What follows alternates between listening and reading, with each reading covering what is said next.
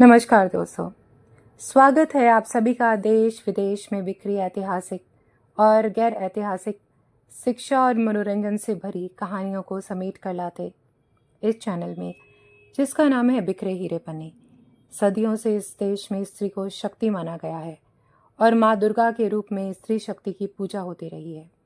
माँ दुर्गा को अष्टभुजा के रूप में चित्रित किया है, जिसका अर्थ यह है कि नारी एक साथ बहुत सी भूमिकाएं सफलतापूर्वक निभा सकती है, जिसे आजकल की भाषा में हम मल्टीटास्किंग कहते हैं।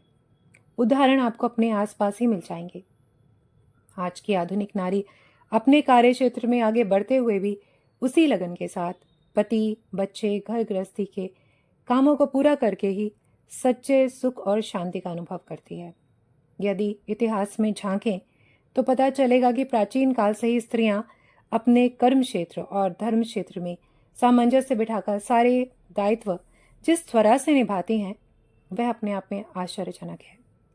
वह चाहे खेतों में काम करने वाली श्रमिक महिलाएं हों या युद्ध भूमि में लड़ती वीरांगनाएं, माएं हर स्थिति में अपने बच्चों का ख्याल रखती हैं। वीरांगना रानी लक्ष्मीबाई जब अपने 5 वर्षीय पुत्र दामोदर राव को लेकर युद्ध भूमि में उतरी, तब अंग्रेजों ने भी उन्हें शत शत नमन किया। पर यह सब कार्य तभी सफलतापूर्वक संपन्न होते हैं जब परिवार के पुरुषों अर्थात पिता, भाई, पति, पुत्र का सहयोग मिले। आज मैं आपको एक ऐसी ही ऐतिहासिक कहानी सुनाने जा रही हूँ, जब एक स्नेही पिता ने दुर्भाग्य से पीड़ित अपनी पुत्री को न सिर्फ सहारा दिया, बल्कि पिता के सहयोग से पुत्री ने अपने समय की एक शक्तिशाली रानी के रूप में राज्य किया और 20 सालों तक शांतिपूर्वक शासन करती रही।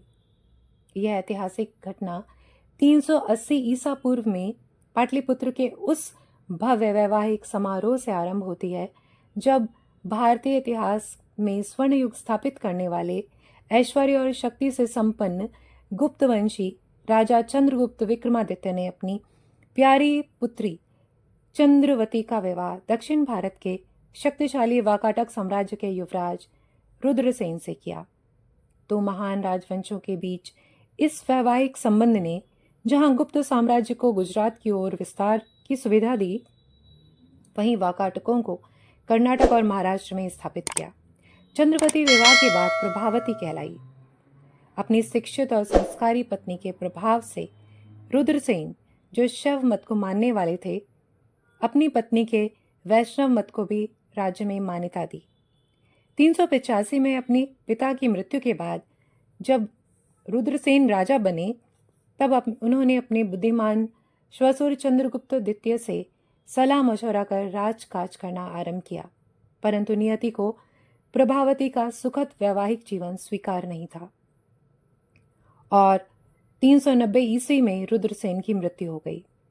उस समय प्रभावती के दोनों पुत्र दिवाकर सेन और दामोदर सेन 5 और 2 वर्ष के बालक ही थे। चारों ओर शत्रुओं के आक्रमण का खतरा पैदा हो गया। ऐसे में अपने गुजरात अभियान को बीच में ही छोड़कर पिता चंद्रगुप्त पुत्री को सहायता और सहयोग देने आगे आए। इतिहास बताता है कि गुप्तों के प्रशासनिक अधिकारी बड़े प्रशिक्षण और शिक्षणों के बाद तैयार किए जाते थे। ऐसे में प्रभावती को सहयोग देने चप्पे चप्पे पर गुप्त प्रशासनिक अधिकारी तैनात किए गए। क्योंकि दोनों राजकुमार बहुत छोटे थे, अतः पिता की सलाह और सहयोग पर रानी प्रभावती ने बड़े पुत्र दिवाकर सेन की ओर से राज्य करना आरंभ किया। 390 से 410 ईस्वी तक किसी अन्य राजा ने वाकाटक साम्राज्य की ओर आंख उठाकर भी नहीं देखा। यह शक्तिशाली गुप्त साम्राज्य की शक्ति और ऐश्वर्य का ही प्रभाव था। इसी समय पिता चंद्रगुप्त ने भी बीच में छोड़ा गया गुजरात अभियान पूरा कर लिया। इसमें वाकाटकों की रानी बनी पुत्री प्रभावती ने पिता का सहयोग किया। यही नहीं, चंद्रगुप्त ने अपनी दौहित्रों की शिक्षा दीक्षा का कार्य भी स्वयं ही संभाला।